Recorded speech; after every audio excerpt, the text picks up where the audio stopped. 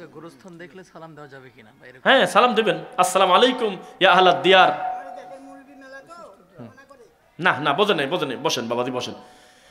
কবরবাসী একটা শহরে আছে, এই নিচে ভালো কাজ করতেছে ছেলে, উপরে খবর পাওয়া যায়, সম্মান বাড়তেছে। কি হলো তোমাদের, কিভাবে কি হলো? তো বলতেছে যে নিচে আমার ছেলে কোরআন পড়তেছে, তো নিচে তোমার সন্তান আমলে সলে করতেছে, ওয়ালাদুন সলে, এই কারণে উপরে তোমার মর্যাদা বাড়তেছে। সুবহানাল্লাহ। এই জন্য কবরবাসী শুনতে পায় না, এই কথা মিথ্যা। কিভাবে শুনবে, কিভাবে জবাব দেবে, সেটা কাইফিয়ত আমরা জানি না, তবে আমাদের সালাম তারা শুনতে পান। আর নবীর ব্যাপারে তো ডাইরেক্ট কথা, যখন কেউ সালাম দেয় তখন আল্লাহর নবীর কাছে আল্লাহর রূহ ফেরত দিয়ে দেয়। সুবহানাল্লাহ। ডাইরেক্ট তিনি আত্মার জগতে উত্তর দেন। দীর্ঘদিন ফজরের নামাজ না পড়া কিসের আলামত? কিসের আলামত? সর্বনিম্ন হলো উঁচু জাতের মুনাফিক। মানুষের নামে দুর্নাম করা যাবে কি? এইসব প্রশ্ন কি করে? মানুষের নামে দুর্নাম করা মানে এ যেন প্রশ্ন করতেছেন যে বিসমিল্লাহ ছাড়া মদ খাওয়া কি যাবে? কুরবানির মাংস কত ভাগ করতে হবে বলেন? ডাইরেক্ট ওইভাবে বলা নাই যে কত ভাগ।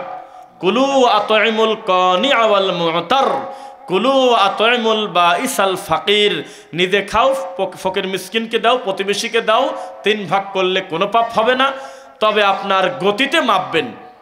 বাড়ির নিজের পরিবারের লোক সংখ্যা প্রায় 22 জন, গোস্তই হয়েছে 15 কেজি, তখন আপনি বেশি রেখে অল্প দিবেন। আর লোক হলে মাত্র 3 জন, তখন আপনি অল্প রেখে বেশিটা দিবেন। বোঝা যাচ্ছে কিনা? কিন্তু যারা ফরজ ওয়াজিব বলতেছে 3 ভাগ করা, তারা কোনো দলিলের ভিত্তিতে বলে নাই, ধারণার ভিত্তিতে বলেছে। কথা বোঝা যাচ্ছে কিনা? আচ্ছা, আর একটা ব্যাপার, বেশি দিয়ে দিবেন এটাই বলা ভালো। কেন জানেন? যেই লোকটা কুরবানির মতো এত বড় একটা দামি জিনিস কিনে কুরবানি দিতে পারে, ও বাকি সময় 2 কেজি গোশত কিনেও খেতে পারে। তাহলে আপনার পরিমাণটা কমায় দিয়ে আপনি বেশি পরিমাণটা দিয়ে দেন, সেটা ভালো, তবে দিতে আপনি বাধ্য না, পুরাটা দিতে বাধ্য না। আপনি বেশি রেখেও কম দিতে পারবেন, কম রেখেও বেশি দিতে পারবেন। আলেম ওলামার দায়িত্বশীল যারা, তারা বলেছে ওই লোকটার নিজের পরিবারে আত্মীয় স্বজন যদি খুব বেশি থাকে, তখন নিজেরা মিল করে খাবে, দেবে অল্প। আর যদি লোক কম থাকে, অল্প রেখে বেশি রেখে, অল্প রেখে বেশি দিয়ে দেবে। বোঝা যাচ্ছে? আচ্ছা, রমজানের ফিতরা, এটা নিয়ে তো খুব চলতেছে।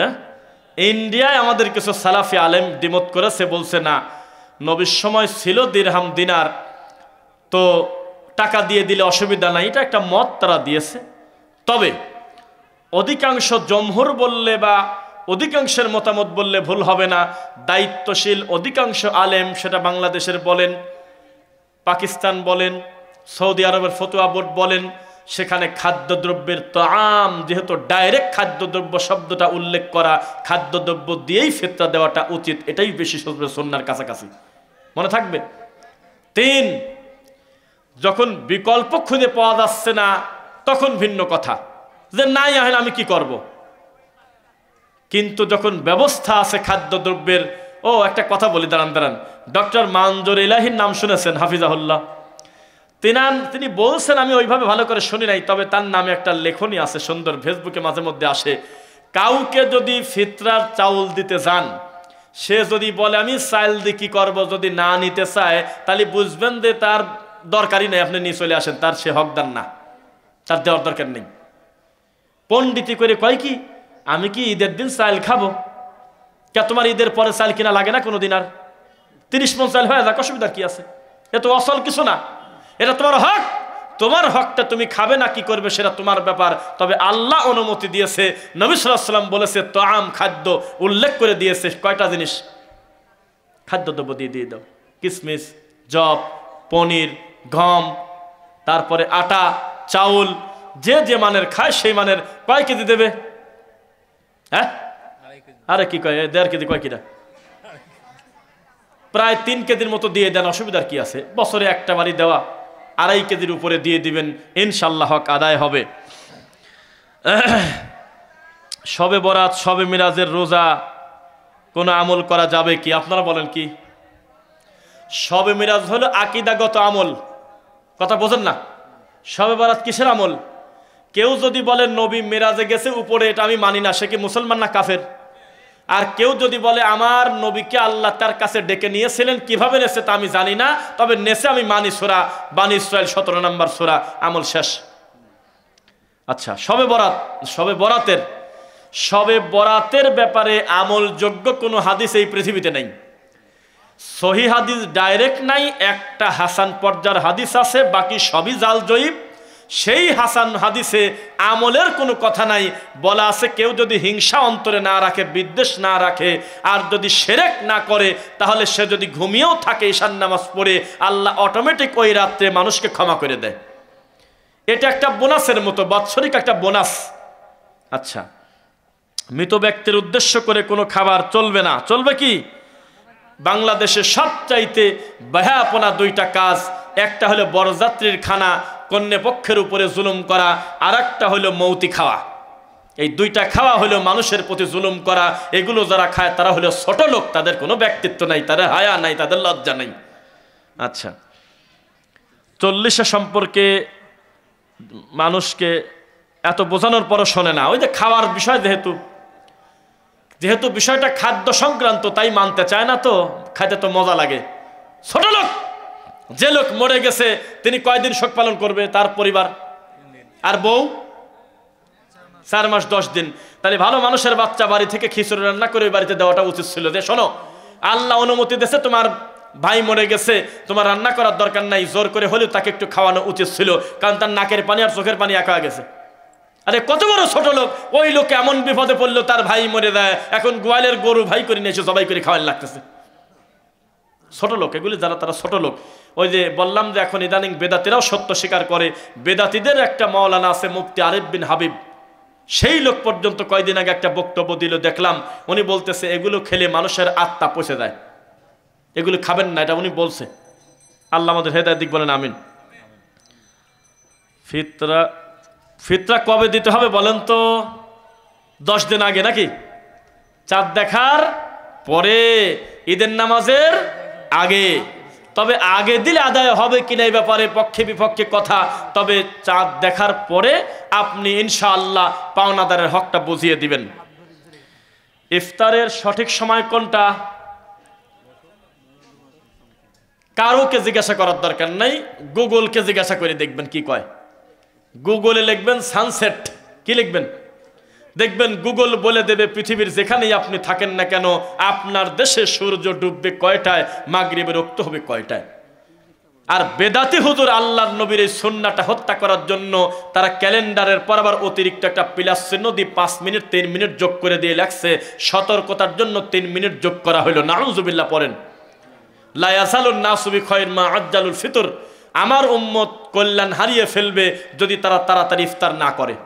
কে কার কথা শুনবে? আচ্ছা, এই মসজিদে খায়রত দেওয়া যাবে কিনা? খায়রত দিয়ে আমার বিপদে পড়ে যায়। খায়রত কি? খায়রত এমনি খিচুড়ি হোক আর খুরমা হোক দেয়। আচ্ছা বলতেছি, ঠিক আছে। আচ্ছা শোনেন, শোনেন। সালাতুত তাসবিহ, সালাত সম্পর্কে সালাফে বিদ্যানরা অনুৎসাহিত করে, উৎসাহ দেয় না যে নামাজে দাঁড়িয়ে কর গুনে গুনে এত কিছু পড়া লাগবে। তারা নফল সালাতের ব্যাপারে বলে যে নফল সালাত পড়েন। সালাতুর রাসূল বইটা আছে কার বাড়িতে? ও, আছে তো সবার বাড়িতেই। দেখবেন যে ওখানে আপনার এই সালাতুত তাসবিহ একটা অধ্যায় আছে, এত সুন্দর করে লেখা আছে, পড়বেন ইনশাআল্লাহ। জমি কট রাখা, 2-1 শব্দ দেখতেছি, বাকি পড়ব না, বুঝতেছি। জমি কট রাখা হলো এই রাজশাহী চাপাইল লোক মাঝে মধ্যে কি করে, এখনো আমের ভালো করে মুকুলি আসে নাই, পাতায় 3 বেচা দিয়ে দিয়েছে। এটা হারাম। পুকুরের পানি বিক্রি করা হারাম। পানি বিক্রি করবেন কিভাবে? ভিতরে কত মাছ আছে আন্দাজে আমি ভাইকে বলে দিলাম যে 12 মণ আছে, 3 মণও নাই, কি হবে? বিপদ না? আবার 12 মণ মনে করে দিলাম, 200 মণ আছে। এই মাছ যখন দেখবে ভাই তো স্টক করবে। আল্লাহ কারোর প্রতি জুলুম করে? আগে পণ্য কোন জায়গা নিয়ে আসে আমি দেখে দেখে দাম বলবো। এই মুকুল দেখতেছি লাখ লাখ কোটি কোটি মুকুল আছে, কত ঝড় বৃষ্টির পরে কয়টা টিকবে তা কিন্তু বলা যাচ্ছে না। তাহলে আপনি কিসের ভিত্তিতে লাখ লাখ কোটি কোটি টাকা বিক্রি করে দিলেন? জায়েজ করতে চাইলে আপনি বহু কিছুই করতে পারবেন। ফতোয়া যদি পরিবর্তন করতে চান তাহলে 5ই আগস্টের আগের ফতোয়া আর 5ই আগস্টের পরের ফতোয়া অনেক কিছুই কম বেশ হয়।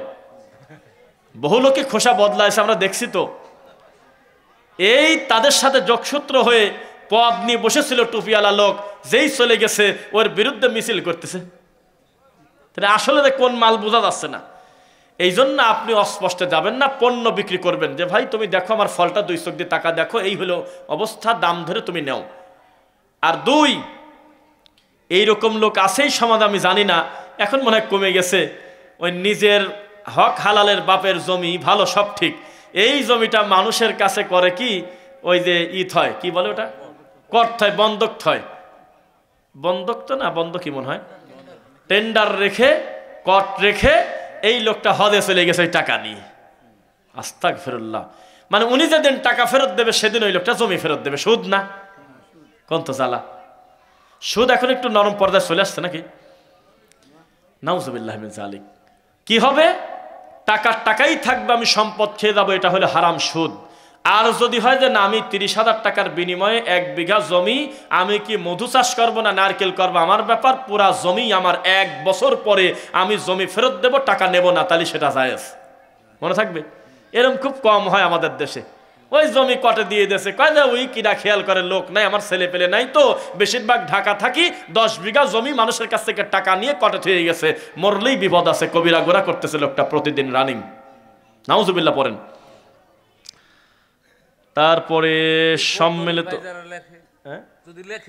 কেউ যদি লেখে, সাক্ষী থাকে, প্রণোদনা দেয়, উভয়ই পাপী। কথা বুঝছেন? এগুলি এড়িয়ে চলবেন, বলবেন যে না আমি কোনো গুনার কাজ। আরেকটা কথা বলি, সবাই তাকান। এইরকম ক্যামেরাম্যান কেউ পাইছেন আমি জানি না, সবাই আমাদের তাকান, এই ভিডিওটা খুব খেয়াল করে নেন। আমার এক বন্ধু, তার নাম সেলিম কাজী, স্টুডিও আছে, তার কাছে যদি ছবি তুলতে আসে কেউ কোনো মহিলা, তখন বলে যে আপনি কি কারণে ছবি তুলবেন।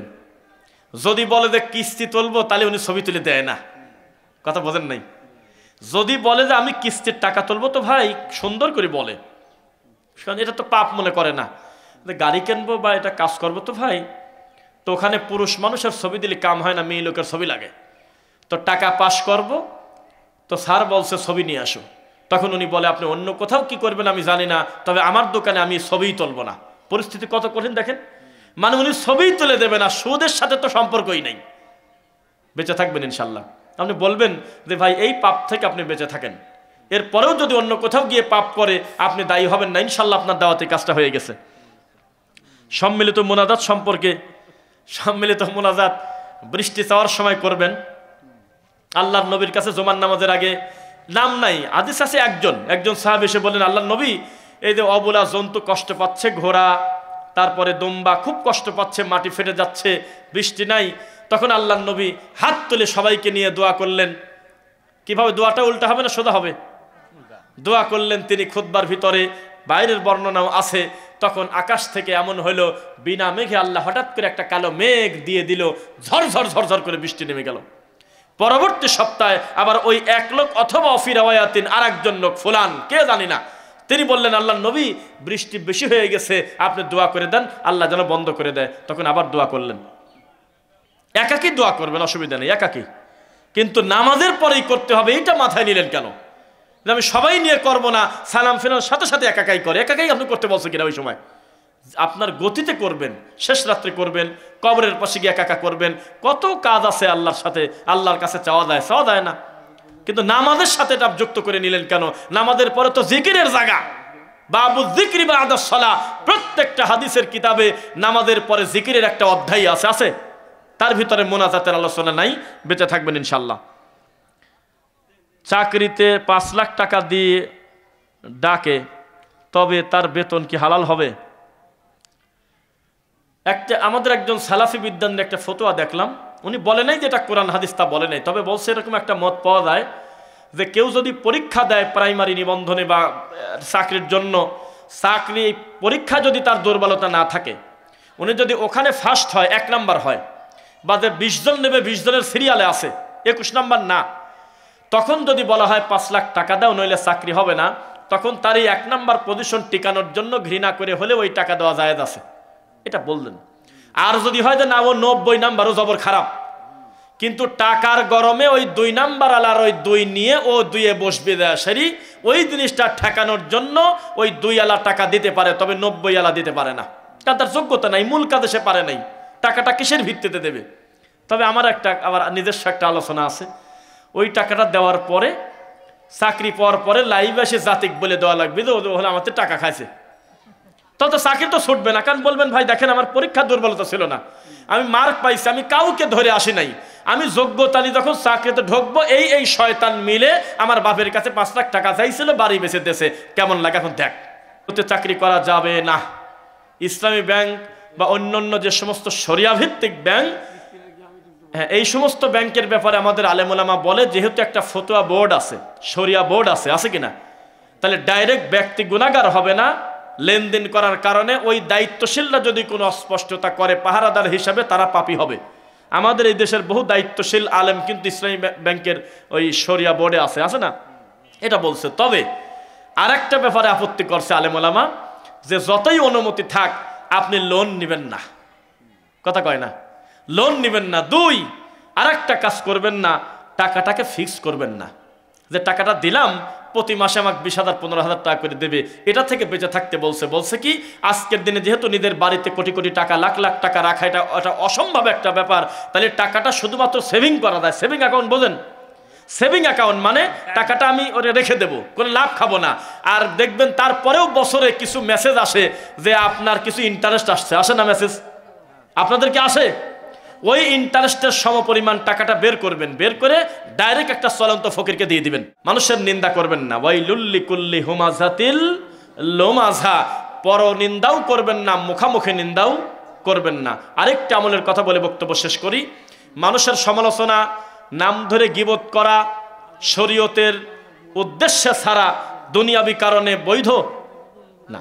ঠিক তেমনি নিজের গুনার কথাও মানুষকে বলেন না, ভাই এটা অন্যায়, যে আমি একদিন এই পাপ করছিলাম, আমি একদিন ওই কাজ করেছি, এটা পাপের সাক্ষী বানায় দেওয়া দুনিয়াতে, এটা করবেন না। কারণ আপনার রব এতই দয়ালু, আপনার গোপন পাপটা গোপনই রাখতে পারে। কিন্তু জমিনে যদি ফাঁস করে দিয়ে দেন, তাহলে ওখানে আর পাপ ক্ষমা হবে কিভাবে? আপনি নিজেই তো পাপের ব্যাপারে অনুতপ্ত না। আল্লাহ তুমি আমাদের অতীতের ভুলগুলো ক্ষমা করো। মসজিদে কোনো বিশেষ উদ্দেশ্য ছাড়া এমনি লোকটা খিচুড়ি পাঠায় দেছে, মিষ্টি দিয়ে দেছে, কোনো মিলাদও হলো না, কুলখানিও হলো না, সম্মিলিত মোনাজাতও হয় নাই। এখন এই খিচুড়িও খেতে কেউ ভয় পায় যে আরে না জানি মৌতি খাওয়া কি না কি, বা দেশে না দেশে, বা এটা দেওয়া যাবে কিনা। এটা আমাদের দেশে আছে কি আছে নাকি? মানে মসজিদে আলে হাদিস, কিন্তু আসছে হলো জিলাপি বা তবারক তো বলা যাবে না, খাবার। তো এখন এখানে একটা কথা আছে আমার, অবশ্যই যিনি খাবারটা নিয়ে আসবেন তিনি ইমামকে বলে, আমার ধারণা বলে। আচ্ছা আল্লাহ ভালো করুন, কথা বুঝছেন? যিনি খাবারটা নিয়ে আসে এটা কি কেউ দেখে না 2 চোখ দিয়ে? তখন দায়িত্বশীল বলবে যে তুমি খাবারটা কেন আনলে ভাই? তো নাও তো বুঝতে পারে, জ্ঞান কম। তখন বলে যে আমার আব্বা মার রুহের মাগফিরাতের জন্য, অথবা কয়দিন আগে মরে গেছে। তখন আপনি বলবেন এই মসজিদের নামাজের পরে আমরা মাইকে বলে দেব যে আপনাদের ভিতরে ফকির কেউ আছেন, একেবারে ভাঙরি আছেন, কেউ একেবারে প্রতিবন্ধী আছেন, মিসকিন আছেন, শুধুমাত্র তারা খাবেন, বাদ বাকি লোকগুলি চলে যান। আল্লাহর কসম, মরা মানুষকে উদ্দেশ্য করে যে খাদ্য অনুষ্ঠান করা হয়, এই খাদ্যকে আরবিতে বলে সাদাকা। এটা নিতান্তই ফকির মিসকিনের হক। আর যদি বলে যে আমি আমার মুসলমান ভাইকে খাওয়াবো, আমি নতুন ব্যবসা বরকত পাইছি, আমি 2টা গাড়ি করছি, আমি 2 বিঘা জমি করছি, আমার ব্যবসায় বরকত দিয়েছে আল্লাহ, আমার ছেলে এই প্লাস পাইছে, আমি খুশি হয়ে খাওয়াবো, সুন্দরভাবে খাবেন, আর বলবেন যে আরো নিয়ে আসো, অসুবিধার কিছু নেই, এটা খুশি।